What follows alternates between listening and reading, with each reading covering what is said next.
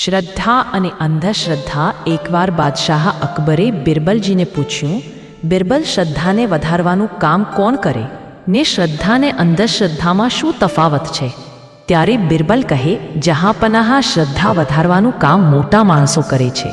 અને બીજી વાત, શ્રદ્ધા અને અંધશ્રદ્ધા વચ્ચે ખાસ ફર્ક નથી. જે અન્ય લોકો કરતા હોય તેમના કાર્યમાં આપોઆપ શ્રદ્ધા અને અંધશ્રદ્ધા એવી રીતે જોડાઈ જાય છે કે બંને વચ્ચે રહેલા ભેદની આછી પાતળી રેખા છે જે સરળતાથી દેખાતી નથી. અકબર બાદશાહ કહે, બિરબલ, તું મારી પાસે જે બોલ્યો તેને સિદ્ધ કરી બતાવ તો હું માનું. તો બિરબલ કહે, જહાંપનાહ, એમ તાત્કાલિક સિદ્ધ કરવું મુશ્કેલ છે, પણ સમય આવે ચોક્કસ એ સિદ્ધ કરી બતાવીશ. આથી અકબર બાદશાહ કહે, સારું બિરબલ, જ્યારે એ સમય તારે માટે આવી જાય ત્યારે તું મને કહેજે. આમ એ વાત ત્યાં જ મુકાઈ ગઈ. આ વાતને થોડા મહિનાઓ વીતી ગયા હતા. બાદશાહ અકબર પણ એ વાતને ભૂલી ગયા હતા. તેવામાં એક દિવસ બિરબલ બાદશાહ અકબરને કહે, જહાંપનાહ, મારે મારા એક કાર્ય માટે આપની જરૂર છે, પરંતુ એ કાર્ય શું છે તે વિશે આપને પૂછું, આપ કરશો?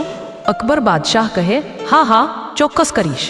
તો બિરબલ કહે, જહાંપનાહ, હવેથી ભર્યા દરબારમાં મારી સારી અને નરસી દરેક વાત પર આપે મને શિરપાવ આપવો અને કહેવું કે બિરબલ, તારી કોઈ પણ વાત કે વિચાર કોણ હોય છે તો પણ તારા બધા જ વિચાર વાતને મનમાં રાખવાથી મને ઘણો જ ફાયદો થયો છે. તેથી મારા તરફથી તને હા ઇનામ એમ કહી નાનો મોટો જેવું આપને રૂચે તેવું ઇનામ આપે મને આપવું. પણ કોઈ દરબારી પૂછે તો કહેવું કે બિરબલ માટે કોઈએ ઈર્ષા કરવી નહીં અને બિરબલને શું આપવું શું ન આપવું તેમાં મારી મરજી રહેલી છે, તેથી મારી મરજીમાં કોઈએ સવાલ જવાબ કરવા નહીં. બિરબલજીમાં વિશ્વાસ ધરાવતા અકબર બાદશાહે બિરબલના કહ્યા મુજબ લગભગ રોજે રોજ બિરબલને શિરપાવ આપવાનું ચાલુ કર્યું. વારંવાર બિરબલની નાની નાની વાત પર પ્રસન્ન થઈ જતા અકબર બાદશાહને જોઈને દરબારીઓને બહુ આશ્ચર્ય થતું, પણ બાદશાહને સવાલ પૂછવાની હિંમત કોણ કરે? અને ભૂલે ચૂકે કોઈ દરબારી સવાલ કરી લે તો બાદશાહ તેને ચૂપ કરાવી દેતા. તેથી દરબારીઓ વારંવાર વિચારતા રહેતા કે બિરબલજીએ એવો તે કેવો જાદુ બાદશાહે જહાં પર કર્યો છે કે બાદશાહ જહાં. આમ વિચારતા દરબારીઓએ બિરબલ શું કરે છે, શું વિચારે છે તે જોવાની શરૂઆત કરી, જેથી કરીને બિરબલજીની ચતુરાઈનો રાઝ જાણી શકાય.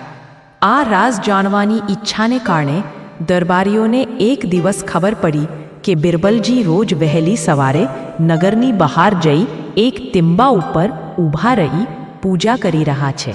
આથી તેમને એક દિવસ બિરબલને પૂછ્યું કે આમ વહેલી સવારે અહીં આપ કોની પૂજા કરી રહ્યા છો? તો બિરબલજી કહે, થોડા દિવસ પહેલાં મને આ જગ્યાએ એક ફકીર મળેલા. તેમણે મને કહ્યું કે રોજ આ જગ્યા પર આવીને ઈબાદત કરશો તો તમારું બધું જ સારું થશે, કારણ કે આ જગ્યાની નીચે એક પવિત્ર વસ્તુ રહેલી છે. અલ્લાહના ઓલિયા એવા ફકીરની કેવી રીતે ટાળી શકું? પણ હું હિન્દુ છું, તેરી રોજે આ જગ્યાએ પૂજા કરવા આવું છું, જેનાથી મારા મનમાં બહુ સારું લાગે છે અને સાથે સાથે મન પ્રસન્ન રહેતા દરબારના કામ પણ સારી રીતે થાય છે. વળી દરબારના કામ સારી રીતે થતાં જહાંપનાહ મારી ઉપર પ્રસન્ન પણ રહે છે. આમ વિચારીને દરબારીઓ પણ બિરબલજીની સાથે રોજે સવારે પૂજામાં જોડાવા લાગ્યા. બિરબલ સાથે દરબારીઓને ત્યાં જતા જોઈ ધીરે ધીરે એ જગ્યાનો મહિમા વધવા લાગ્યો. તેથી વહેલી સવારથી એ જગ્યાએ લોકોની ભીડ જામવા લાગી.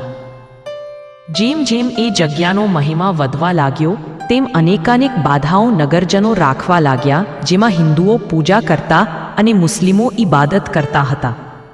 એક દિવસ અકબર બાદશાહને પણ આ જગ્યા વિશે ખબર પડી, તેથી તેઓ પણ અન્ય નગરજનોની સાથે જોડાયા.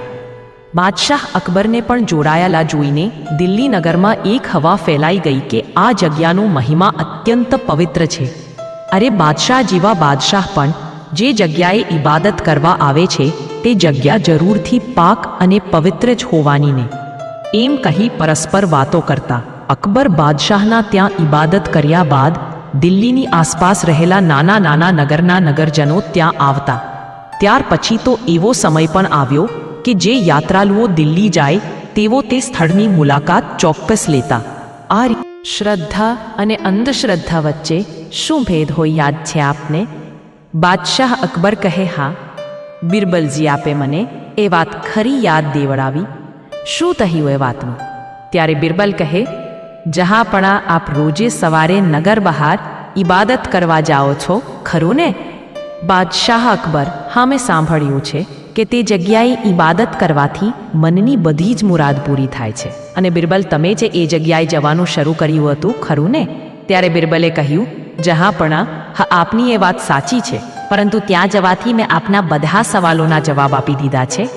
બાદશાહ અકબર કહે, એ કેવી રીતે બિરબલ? ત્યારે બિરબલ કહે, જહાંપણાહ, મેં તો માત્ર એક અફવા ફેલાવી હતી, અને એ અફવાને વેગ દેવા માટે હું પોતે ત્યાં જઈને પૂજા કરતો, પણ નગરજનોની દૃષ્ટિએ હું મોટો છું, તેથી મારું અનુકરણ કરીને અન્ય નગરજનો પણ ત્યાં જવા લાગ્યા.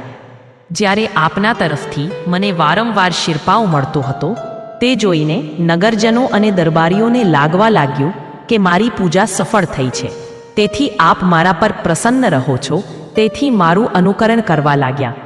અને જે દરબારીઓ કરતા હતા, નગરજનો કરવા લાગ્યા, અને જે નગરજનો કરતા હતા તે જોઈને આપ પણ તે જ કરવા લાગ્યા. જહાંપના, આપ હવે કહી શકો છો કે શ્રદ્ધા વધારવાનું કાર્ય મોટા માણસો કરે છે. વળી જહાંપના, આપે એ પણ જોયું હશે કે આપે ત્યાં કરેલી ઇબાદત પછી તો લોકોના ટોળે ટોળા ત્યાં ઉમેટવા લાગ્યા હતા. આ હતો આપના પ્રથમ સવાલનો જવાબ. હવે બીજા સવાલનો જવાબ આપો.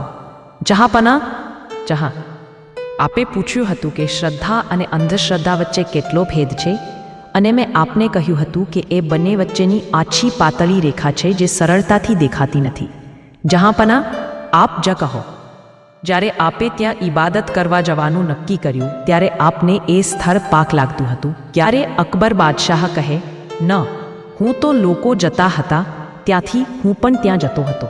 આથી બિરબલ કહે કે જહાંપના, જે લોકો શ્રદ્ધાથી જતા હતા તેમે જોઈ જોઈને જે લોકો ત્યાં જતા, અર્થાત દેખાદેખીથી જે લોકો જોડાયા અને વધુને વધુ તે જગ્યાને જાણ્યા વગર જ પોતે શા માટે કરી રહ્યા છે તે સમજ્યા વગર જ લોકોને પોતાની સાથે જોડાવાનો આગ્રહ રહ્યા, તે તમામ લોકોની અંધશ્રદ્ધા પણ એ શ્રદ્ધાળુઓમાં ભળી ગઈ હતી.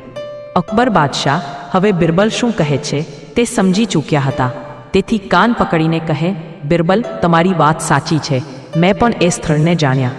સમજ્યા વગર જ ત્યાં જઈને ઇબાદત કરવાનું ચાલુ કરી દીધું. તે મારી અંધશ્રદ્ધા હતી, પરંતુ મને ત્યાં જતો જોઈ મારી પાછળ જે લોકોના ટોળાઓ ત્યાં એકઠા થવા લાગ્યા, તેઓ તો ફક્ત મારું અનુકરણ કરતા હતા. ત્યાર ઉપરાંત મને ત્યાં જોઈને તેમની શ્રદ્ધા પણ વધી ગઈ હતી. આટલી વાત કર્યા પછી અકબર બાદશાહ બિરબલને પૂછવા લાગ્યા કે પણ એ તો કહો કે બિરબલ, એ સ્થળ શું ખરેખર પાક છે? ત્યાં શું ખરેખર આપને ઓલિયા ફકીર મળેલા? ત્યારે બિરબલ કહે, હુજૂર હજુ પણ ન સમજ્યા કે જગ્યા પર મને કોઈ જ મળેલું ન હતું. મેં તો બસ આપના સવાલનો જવાબ આપવા માટે અફવા ઉડાવી હતી. બિરબલને કહ્યું કે જ્યાં બુદ્ધિના સીમાડા અટકી જાય અને તેના પુરાવા ન મળે તેને આપણે શ્રદ્ધા પર છોડી દઈએ છીએ. જે આપણી એક નબળાઈ કહો કે આપણી મર્યાદા કહો કે આપણી લિમિટની બહારની વાત કહો, જેનો કોઈ ચોક્કસ પુરાવો નથી પણ આપણી શ્રદ્ધા વિશેનો પુરાવો છે.